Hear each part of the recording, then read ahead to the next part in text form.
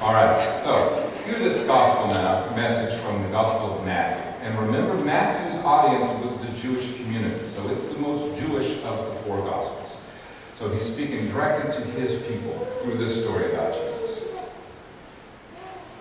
But to what will I compare this generation? It is like children sitting in the marketplaces and calling to one another. We played the flute for you, and you did not dance. We wailed, and you did not mourn. For John came neither eating nor drinking, and they say, he has a demon. The Son of Man came eating and drinking, and they say, look, a glutton and a drunkard, a friend of tax collectors and sinners.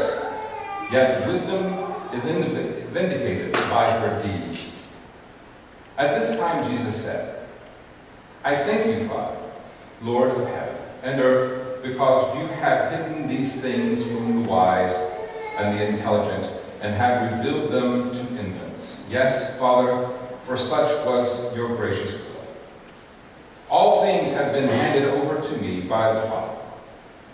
And no one knows the Son except the Father, and no one knows the Father except the Son, and anyone to whom the Son chooses to reveal him. Come to me, all you that are weary and carrying heavy burdens, and I will give you rest. Take my yoke upon you, and learn from me, for I am gentle and humble in heart, and you will find rest for your souls. For my yoke is easy, and my burden is light. So the old joke is, if you're going boating, don't invite one Baptist with you because he'll bring all your booze. Invite two Baptists and they won't drink anything.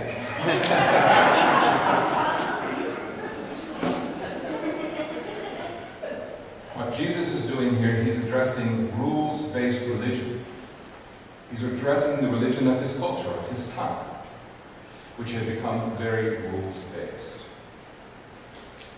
I grew up in a religion that was very rules-based. If you follow these rules, then you're righteous before God. That's the way it was.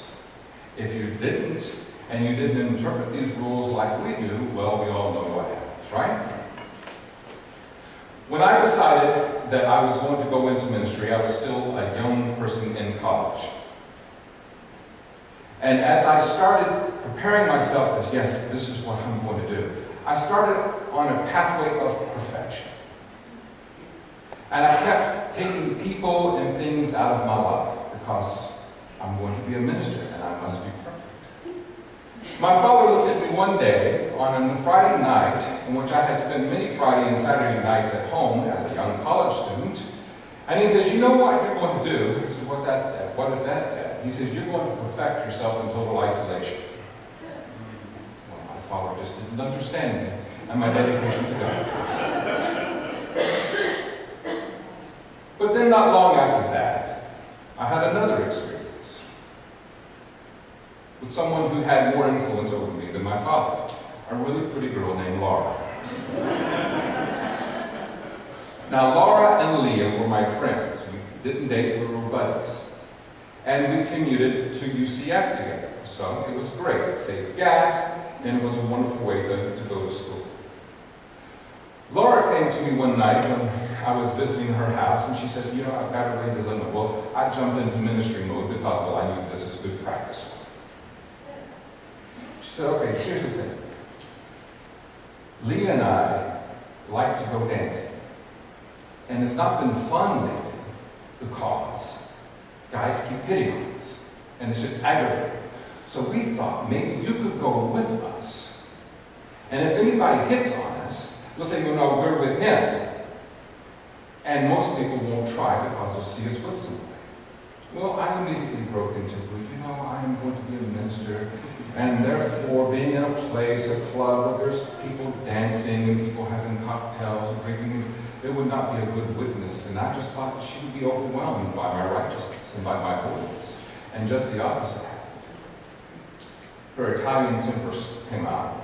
She says, what? Are we all too like bigger sinners for you to hang out with and do stuff with? Whoa, really? really? Should you, even ride to school with you at UCF? And it had just the opposite effect of what I was thinking my perfection was going to do. It wasn't showing people love and compassion and understanding. It was pushing them away. My father was right. I was going to perfect myself into total isolation. Jesus is addressing this in his community with his religious leaders. John, who did not eat or drink, remember he's the guy that ate the wild locusts and the honey, goat's milk. Not the guy you want to invite voting. Probably would not be a fun trip. He did none of those things, and the religious leaders said he had a demon.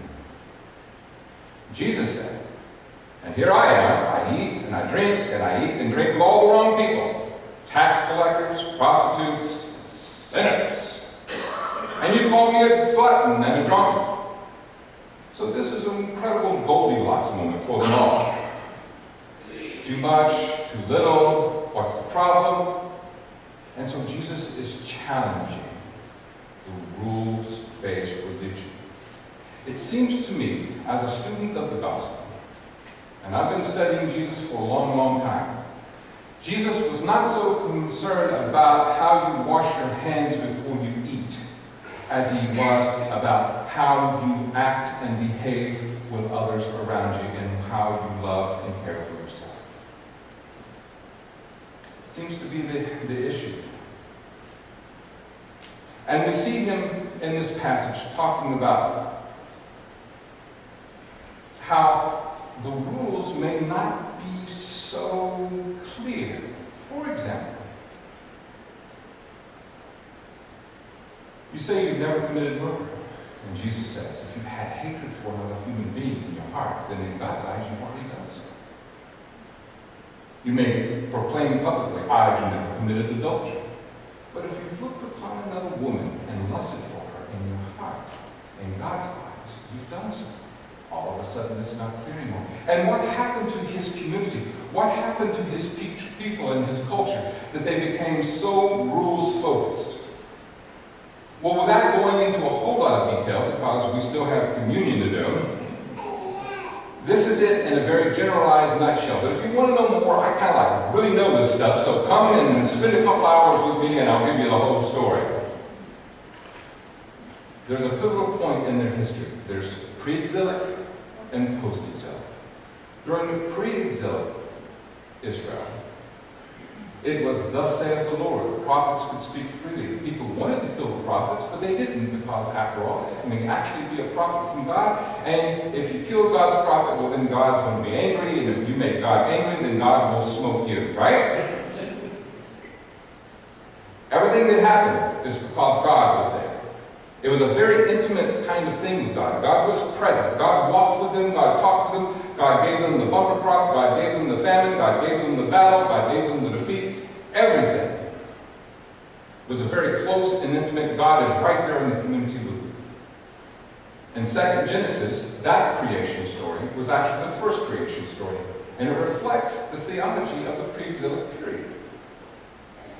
Remember the story? God took mud, formed it into a shape of a man, and blew in his nostrils the breath of life. God's getting God's fingernails dirty. God's right there in the mix.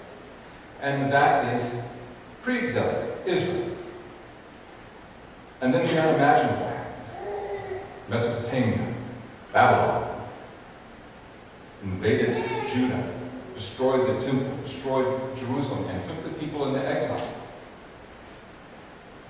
Later they were allowed to go back, and they asked themselves this question: what would we do to make God so angry that God let this happen?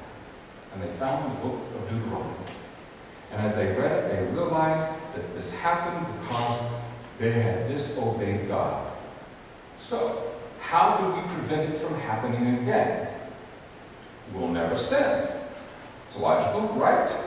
If our sin causes it, then we shall not sin again. Well, what do we know is sin? And thus, we see a shift from Hebrewism, thus saith the Lord, and the freewheeling prophets, to a very, very narrow and well-defined code of religious expectations. If you meet the code, you're righteous, i.e. the Pharisees.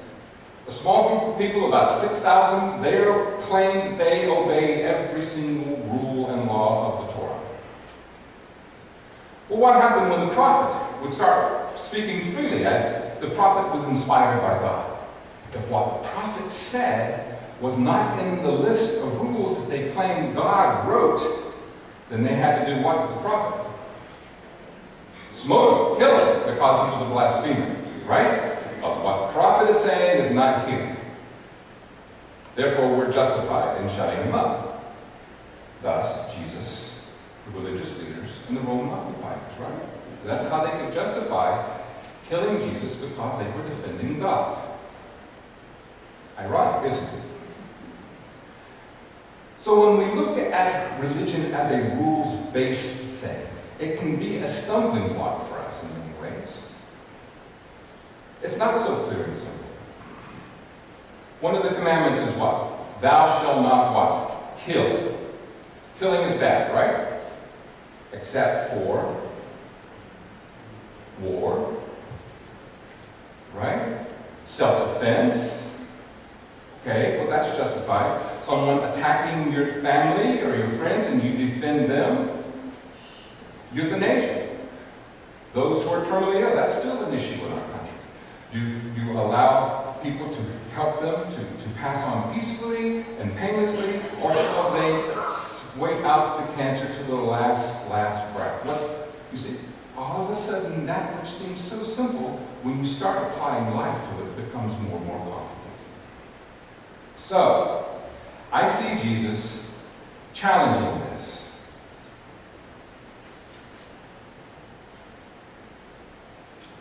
Now, some of the people in my life who have been the cruelest have been the most righteous and religious. Have you ever experienced that?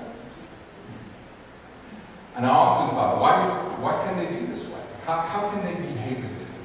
Because if they are following the rules, and if they're obeying the rules and the rules doesn't include what they're doing to you, then they're okay. So, for someone who's a rules-based religion, and they're so passionate about abortion, they can justify going to a clinic and blowing it up and shooting and killing the doctors and the nurses. They can justify that. Or you can have an Orthodox Jew who is so devoted to God that he can kill the prime minister who's making a peace treaty with Egypt and with Arabs, because he's protecting God. You see? He's living within the rules. You can have a young man in Islam who ties a bomb to his body and blows people up, because he's doing it based on the rules that he's been given in the culture. And that's a problem. And then you get somebody who's extremely religious and extremely righteous, and you give them power. No one expected a Spanish Inquisition, right? Monty Python fans, you got it.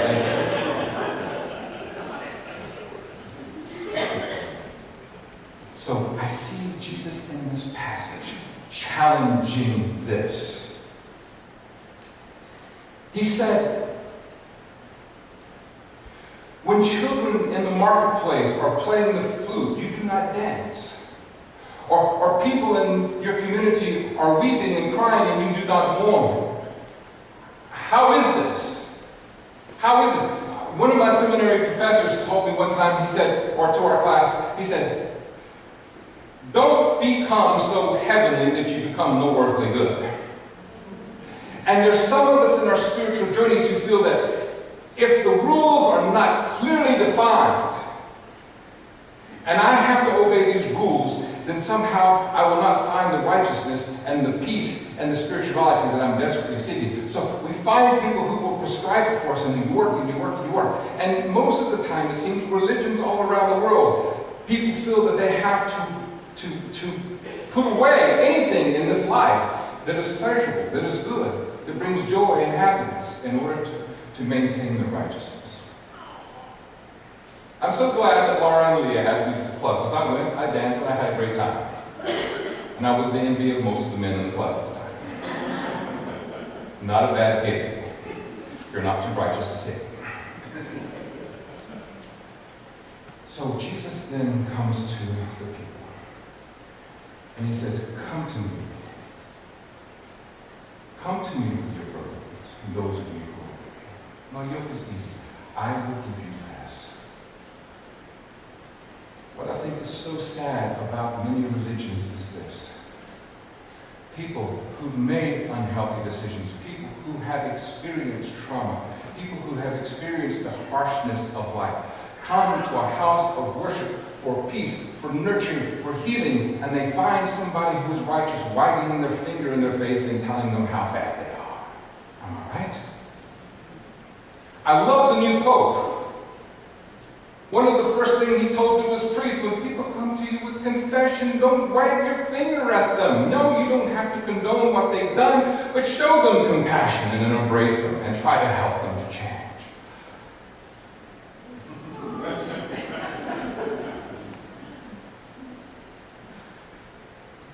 I have spent my life in religion, as I've shared with you, out of the womb into the pew. And I've spent my entire adult life studying primarily Matthew, Mark, Luke, and John. And this is what I've discovered. I am a Christian. I choose to follow Jesus. I had other choices, and I chose not to take them. I choose Jesus. Why do I choose Jesus? I choose Jesus because I feel and believe within the depths of my soul, in the marrow of my bone, that Jesus more clearly defines the true character of God than anybody else in all the world. And if I can somehow not only know intellectually, but incorporate Jesus' life, his teachings, and his ministry to the world, then I can become more what God created me to be. That's why I do what I do. And what I see from Jesus is, come to me, those of you who are burdened and heavy laden, and I will give you rest. I've been preaching here for 19 years. And if you've been here for all 19, discuss among yourselves whether it's a blessing or a curse. I will not make that judgment. But you've never heard me shame anybody here. You've never seen me take my finger and shame and guilt you and cast fear into you.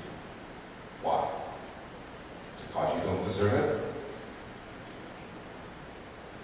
Because you've already got it so much in you and it's in your DNA that you don't need me to tell you. You don't need me to shame and guilt you because you've got too much of it already. Right? That is the brick that many of us carry with us every day of our lives. How am I going to be a Christian, a follower of Jesus, a servant of God, and then heap more shame and guilt upon me? And somehow thinking I'm doing anybody any good?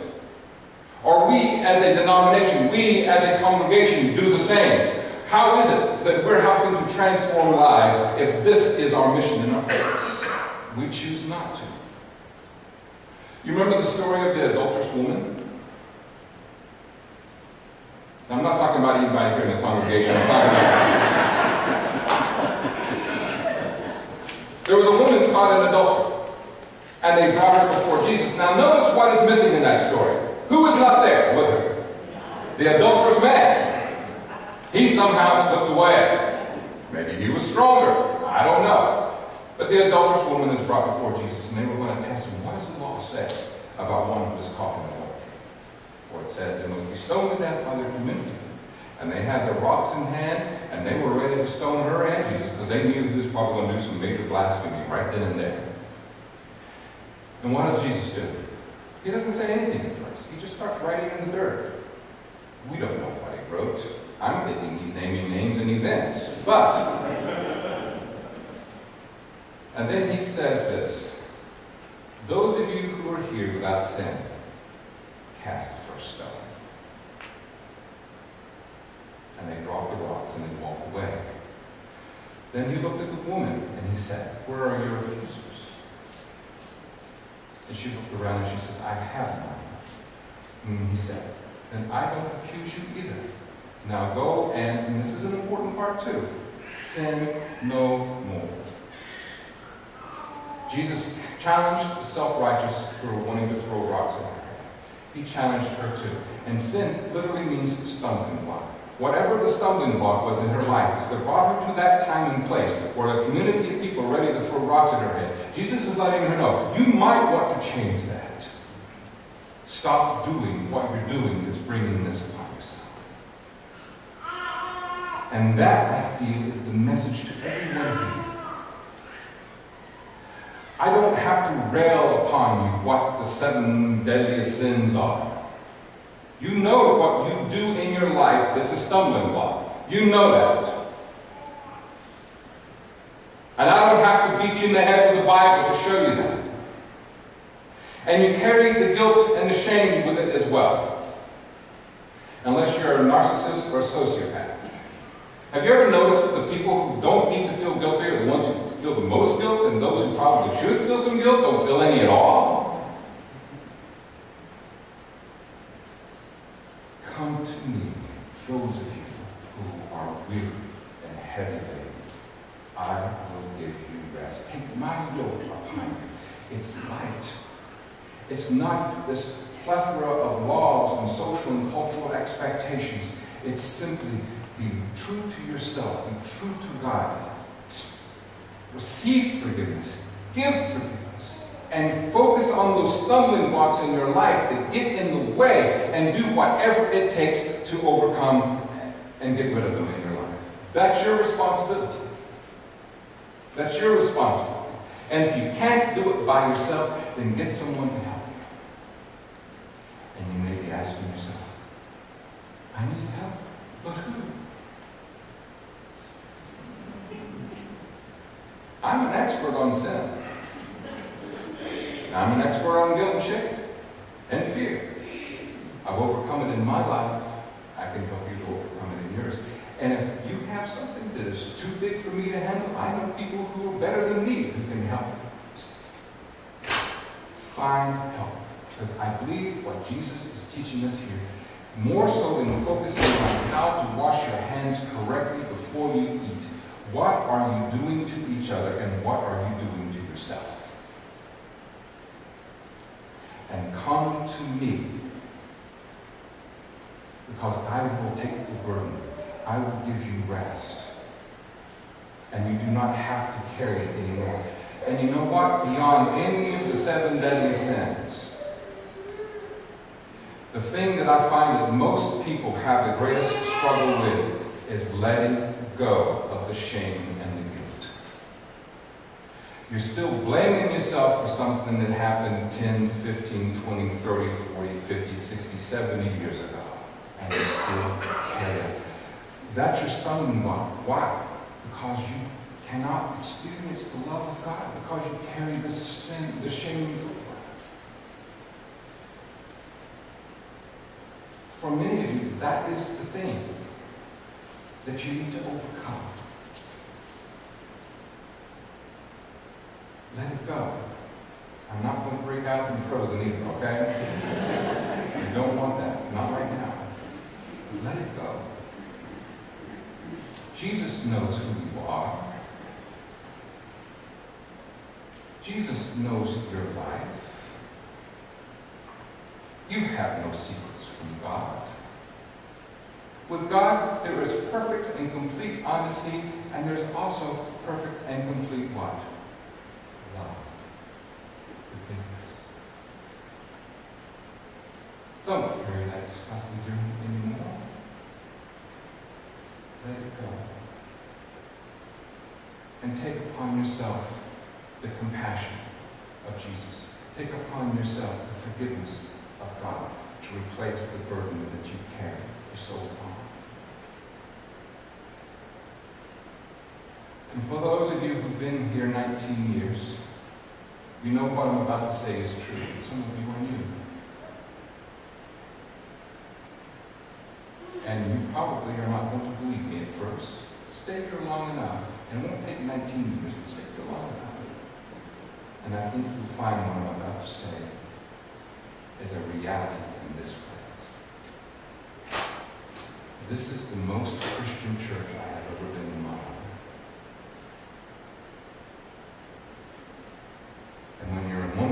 for 19 years, you say stuff and you do stuff that's unhealthy and it's stupid.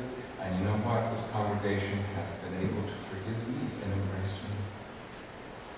When I have been sick, when I have been going through horrible times, even traumatic times, this congregation embraced me and loved me through it. And not only have they done it for me, but they've done it for anybody here who's allowed them to. When you come to this place, we are not going to heap upon you rules and regulations, and we're not going to add fires to be built in the shame that you already have. What we're going to offer you is a safe place to explore, to ask questions, and to be nurtured, and to be embraced and loved, and to help you with the Spirit of God to transform your soul so that there is nothing in the way for you to experience God's love. Jesus said, "Come to me."